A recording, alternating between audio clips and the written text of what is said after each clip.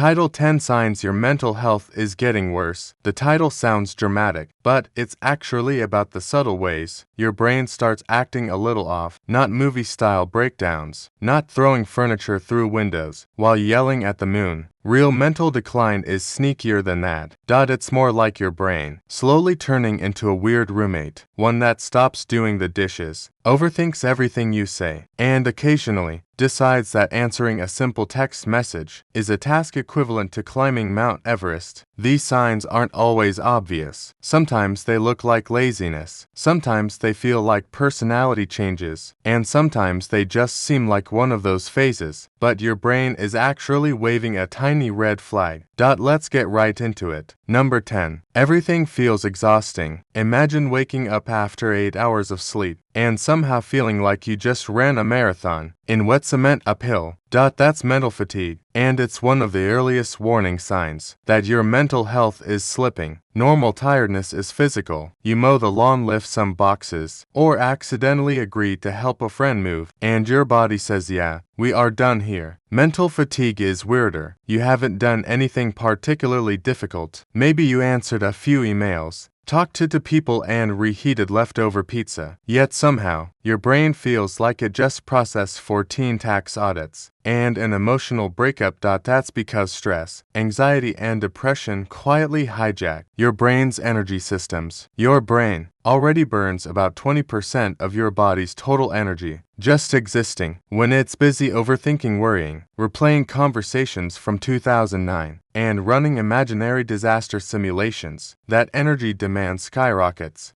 So suddenly small tasks feel enormous. Replying to a message feels like writing a thesis. Cooking dinner feels like a strategic military operation. Even deciding what show to watch becomes a philosophical crisis. It's not laziness. It's your brain running too many background tabs, and the battery draining faster than your motivation. Basically, your mind has 47 apps open, and someone just unplugged the charger. Number 9. You stop enjoying things you used to love. Picture this: your favorite show releases a new season. Past you would have celebrated, snacks ready, blankets secured, notifications, silence a sacred binge-watching ritual. But now you stare at the screen for 5 minutes, sigh and close the app. Nothing feels interesting. This is called anhedonia, which is a fancy psychological term that basically means your brain forgot how to enjoy things, and it's surprisingly common. When mental health declines, see, pleasure in your brain relies heavily on dopamine, the chemical that makes activities feel rewarding. Watching a funny video, finishing a project, eating good food, even hearing your phone buzz from someone you like, all of it taps into that system. But when stress, burnout, depression, or emotional overload build up, the dopamine system starts acting like a tired employee who has mentally checked out of the job. The activities themselves haven't changed. Your brain's response to them has. Suddenly hobbies feel pointless. Games feel repetitive. Music doesn't hit the same. Even things you know you love just feel flat. It's like watching your favorite movie with the volume turned almost all the way down. The story is still there, but the emotion isn't. And when your brain stops finding joy in the things that once energized you, it's basically sending a message that its reward system is running on low power mode. Number 8. You overthink absolutely everything. Imagine your brain turning every tiny moment into a full Netflix documentary. You send a simple text, sounds good. 10 minutes later, your brain goes, why did you say sounds good? Was that too enthusiastic? Maybe they think you're being sarcastic. Should you send another message, clarifying that you're not sarcastic? Wait, would that make it worse? Congratulations, your brain has now produced Season 1 of the Overthinking Chronicles. Overthinking is one of the most common signals that mental health is struggling. Normally, your brain filters information efficiently. It lets small things pass without turning them into emotional crime investigations.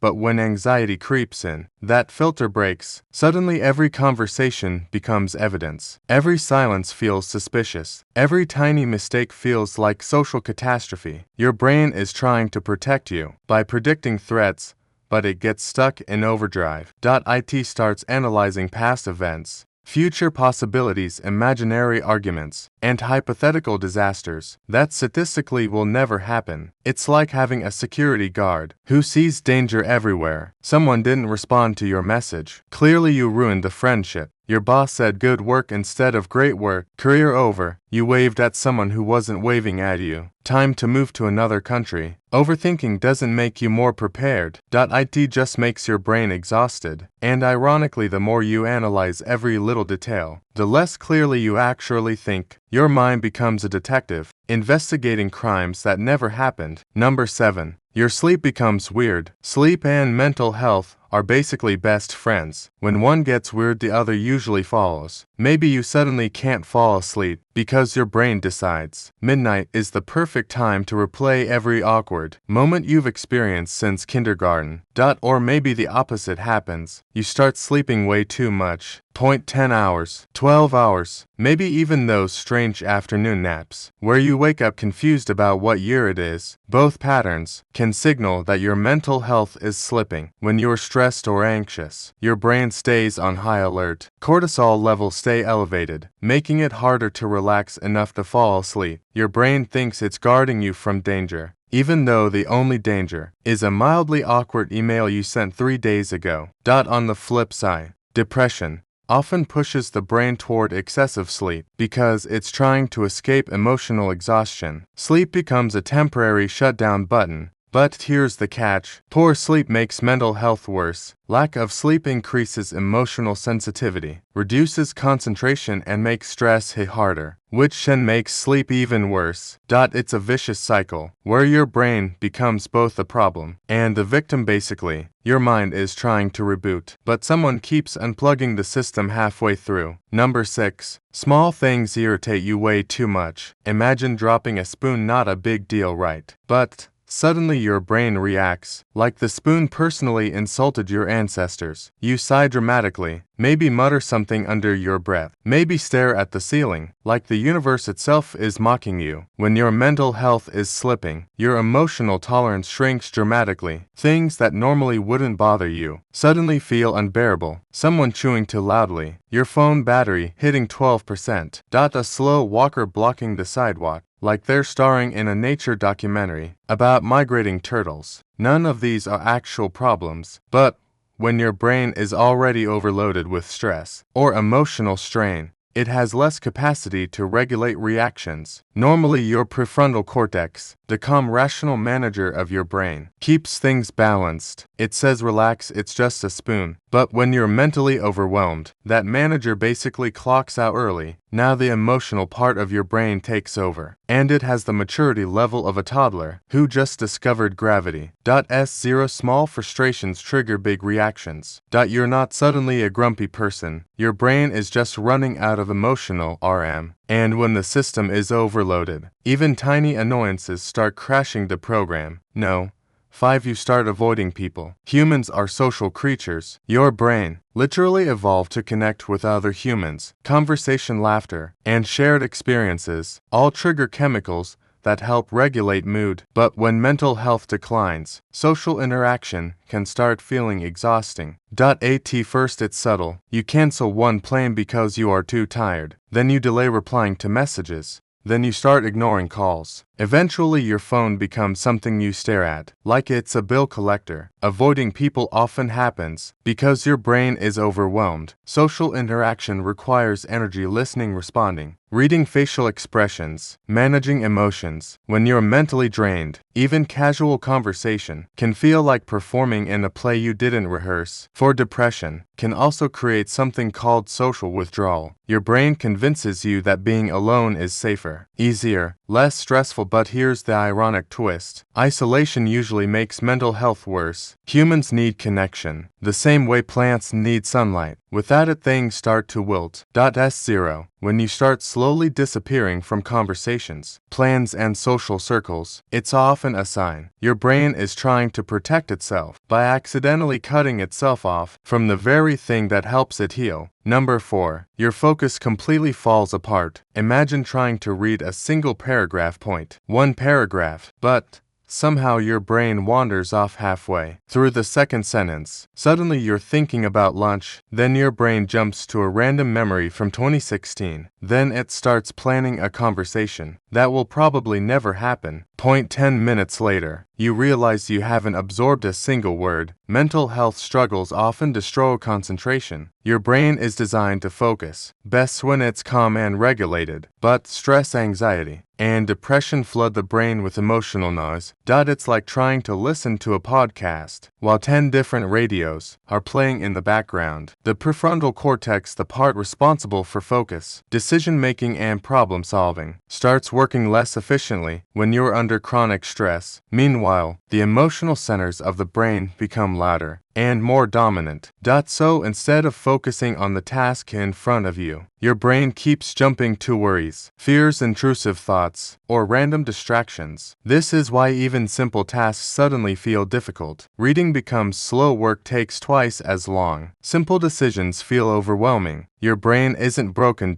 It's just trying to juggle too many emotional signals at once. And right now, the juggling performance is not going great. Number 3. Your motivation disappears. Imagine your brain used to have a little internal engine, not a race car engine, more like a reliable scooter. It got you moving. Maybe not fast, but at least in the right direction. Then one day that scooter just doesn't start. Suddenly basic tasks feel weirdly impossible. Doing laundry, that can wait. Answering emails, maybe tomorrow. Starting that project you've been planning for weeks. Yeah, we'll circle back to that. When mental health declines, motivation often takes the first hit. That's because motivation isn't just about willpower. It's tied heavily to dopamine, the brain chemical responsible for drive, anticipation, and reward. Normally your brain says, if I do this task, something good will happen. But when that dopamine system slows down, your brain stops seeing the reward.